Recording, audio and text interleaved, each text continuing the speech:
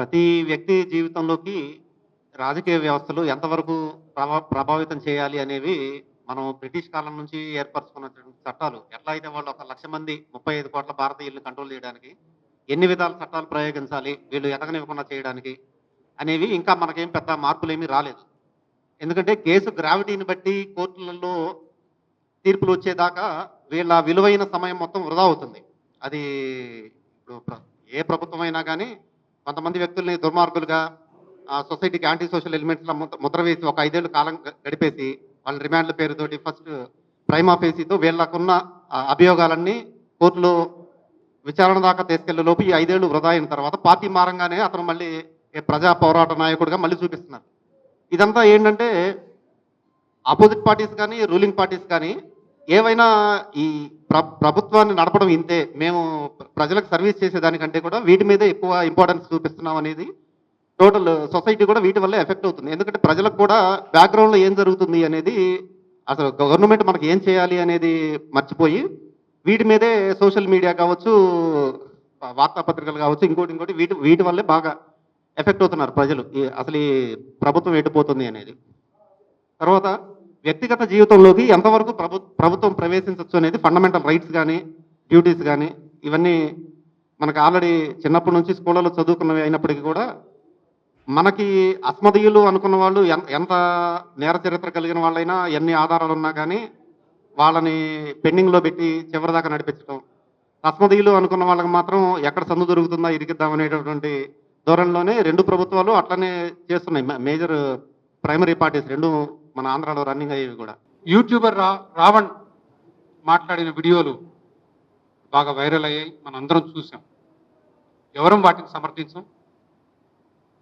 అన్న మాట జుగుప్సాకరం. సమర్థించే వాళ్ళు ఎవరు లేరు. మేము ఆ మాటల్ని సంపూర్ణంగా ఖండిస్తున్నాం. ప్రత్యేకంగా మత విశ్వాసాలకు సంబంధించి ఆయన చేసిన వ్యాఖ్యలు ఏవైతున్నాయో అత్యంత అభ్యంతరకరం. సభ్య సమాజంలో ఉన్న వాళ్ళు ఎవరు కూడా వాటిని సమర్థించకూడదు. ఇక రెండో విషయం, సెంటర్ ఫర్ లిబర్టీ మా సంస్థ, మేము సభ్యులం. మేము ఉదారవాద సిద్ధాంతాలకు కట్టుబడ్డ వాళ్ళం. మేము కమ్యూనిస్టులం కాము. మేము కమ్యూనిస్టులకి పూర్తిగా విరుద్ధం, ఆపోజిట్. మేము ఉదారవాదులం, స్వేచ్ఛావాదులం, ఫ్రీ మార్కెట్ని సమర్థించే క్యాపిటలిస్టులం. కాబట్టి ఇది కమ్యూనిస్టులను సమర్థించడానికి వచ్చి ఇక్కడ కూర్చొని ప్రెస్ మీట్ పెట్టడం కాదు. ఇది లెఫ్ట్ మీటింగు, లెఫ్ట్ పౌర హక్కు సంఘాల మీటింగ్ కాదు. వాస్తవానికి మేము చాలా వ్యతిరేకం. ఈరోజు ప్రపంచంలో ఏ కమ్యూనిస్ట్ దేశం చూసుకున్నా కూడా ప్రజలకు కనీస హక్కులు ఉన్న దేశాలు మనకు ఎక్కడా కనిపించవు. భావప్రకటన స్వేచ్ఛ మర్చిపోవడం. కమ్యూనిస్టు దేశాలకు అక్కడి ప్రభుత్వాలకు వ్యతిరేకంగా మాట్లాడిన వాళ్ళని జైళ్లలో వేయటం, కాల్చిపారేయటం అనేది మన అనుభవంలో క్యూబాలో చూసినా, సోషలిస్ట్ వెనిజువేలాలో చూసినా, ఈరోజు నార్త్ కొరియాలో చూసినా, చైనాలో చూసినా కూడా మనకు కనిపిస్తుంది. ఇవాళ మావోయిస్ట్ గురించి చాలా చర్చలు జరుగుతున్నాయి. యూట్యూబ్ వీడియోల్లో మనం చూసాం సిపిఐఎంఎల్ మీద కొంత సానుభూతి పరంగా మాట్లాడటం. వాస్తవానికి మావోకు మేము పూర్తిగా వ్యతిరేకం. మావో పాలనలో చైనాలో దాదాపు 3 నుంచి 4 కోట్ల మంది ప్రజలు చైనీయులు చనిపోవటం జరిగింది. ప్రపంచంలోనే అతిపెద్ద విషాదమైన చరిత్ర. మరి వాళ్ళు ఎందుకు కూర్చున్నాం ఇక్కడ? యుఏపిఏ అనేది టెర్రరిస్టు, ఉగ్రవాద సంస్థలకు వ్యతిరేకంగా తీసుకొచ్చిన చట్టం. ఈ చట్టాలని ప్రభుత్వాలు దుర్వినియోగం చేస్తున్నాయి. దీనికి ముందు టాడా అని, దాని తర్వాత కోటా అని, వాటిని రద్దు చేస్తే మళ్ళీ యుఏపిఏ. కాంగ్రెస్ ప్రభుత్వం తీసుకొస్తే అప్పటి బీజేపీ జనసంఘ్ ఆ రోజుల్లో 1967లో వాజ్పేయి గారు ప్రతిపక్షంలో ఉండి గట్టిగా వ్యతిరేకించారు. బీజేపీ అధికారంలో ఉంటే మళ్ళీ యుఏపిఏని మరింత, యుఏపిఏ ఉన్న ఉగ్రవాద సంస్థల్ని నిరోధించే చట్టం, కానీ వ్యక్తులకు కూడా అమలు చేసే విధంగా మార్పు తీసుకొచ్చింది ప్రస్తుత బీజేపీ ప్రభుత్వం, కాంగ్రెస్ వ్యతిరేకించింది. 2018లో యూఏపీఏలో 1400 మంది అరెస్ట్ అవుతే అదే సంవత్సరంలో 35 మందికి మాత్రమే శిక్ష పడింది.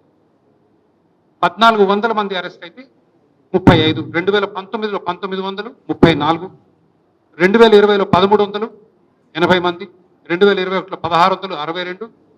మనకు చివరిగా ఉన్న గణాంకం యూఏపీఏలో అరెస్ట్ అయిన వాళ్ళు 2600 మంది 2022లో అరెస్ట్ అయితే 41 మంది కన్విక్ట్ అయ్యారు.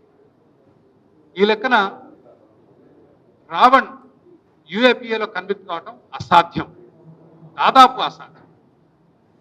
అట్లాంటప్పుడు ప్రభుత్వం ఈ కేసులు ఎందుకు పెడుతుంది?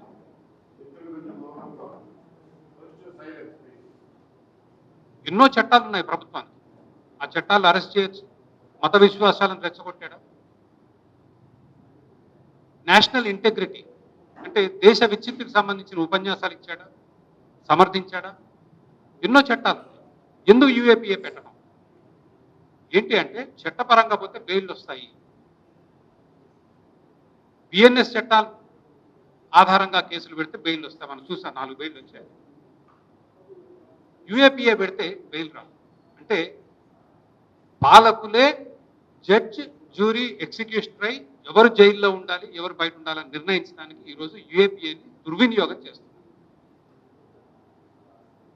అది ప్రధానమైన అంశం. మరి మనమందరం ఎందుకు దీని గురించి ఆలోచించాలి అంటే, ఈరోజు రావణ్ లాంటి వ్యక్తి మీద కేసు పెట్టారు, యూఏపీఏ కేసు. రేపు మీ మీద పెడతారు. ఎటువంటి ఆధారాలు లేకుండా పెడతారు. ఎందుకంటే కేసు పెట్టగానే అరెస్ట్, కోర్టులు బెయిల్ ఇవ్వవు. ఉదాహరణకి యూపీలో యోగి గారు ముఖ్యమంత్రి అయినప్పుడు అక్కడున్న లాలెస్నెస్ సిచ్యువేషన్, చట్టానికి వ్యతిరేకంగా అక్కడ ఎన్నో రకాల కార్యకలాపాలు జరుగుతున్న నేపథ్యంలో ఆయన పోలీస్ ఫోర్స్ని చాలా గట్టిగా ఉపయోగించారు. పిచ్చి పిచ్చిగా ఎన్కౌంటర్లు చేశారు. దాంట్లో చాలా మంది రౌడీలు చనిపోయారు. ఈరోజు యూపీఏలో పరిస్థితి ఏంటంటే 34,000 అరెస్టులు జరిగితే 17,000 ఎన్కౌంటర్. అంటే every other arrest is an encounter in UP. 34,000 అరెస్టులు జరిగితే 17,000 ఎన్కౌంటర్లు, 11,000 మందికి గాయాలయ్యాయి ఇప్పటివరకు.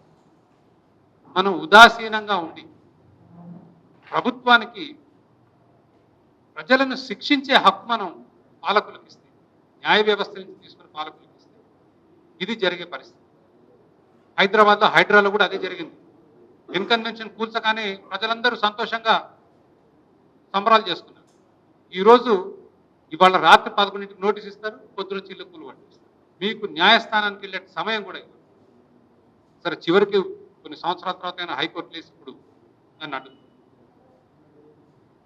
ఈ యూఏపీఏ చట్ట దుర్వినియోగం అనేది అతిపెద్ద సమస్య. ప్రభుత్వానికి ఇటువంటి అపార హక్కులు ఇవ్వడం సమంజసం కాదు. ప్రత్యేకంగా మీడియాకి ఇది చాలా పెను ముప్పు. దీన్ని వ్యతిరేకించకపోతే మీడియా ప్రతినిధులకు అతిపెద్ద సమస్యలు వస్తాయి, రాజకీయ నాయకులకు కూడా సమస్యలు వస్తాయి. ఇవాళ రావణ్ మీద ఉపయోగించింది, రేపు ప్రభుత్వం మారుద్ది. కొత్త ప్రభుత్వం వస్తే ఇంకో పార్టీ వాళ్ళు, ప్రతిపక్ష పార్టీ వాళ్ళు 100 మందిని పెడతారు లోపల. మా సంస్థ తరఫున మేము ప్రధానంగా అడిగేది, మనందరం కూడా ఈ యూఏపీఏ చట్టం రద్దుకి కృషి చేయాలి. రెండవది, రావణ్ మీద ఎటువంటి కేసులు పెట్టినా బిఎన్ఎస్ ద్వారా పెట్టాలి. కానీ యూఏపీఏ ఉగ్రవాదుల కొరకు తీసుకొచ్చిన చట్టాన్ని దుర్వినియోగం చేసి ఈ కేసులు పెట్టడం అసమంజసం.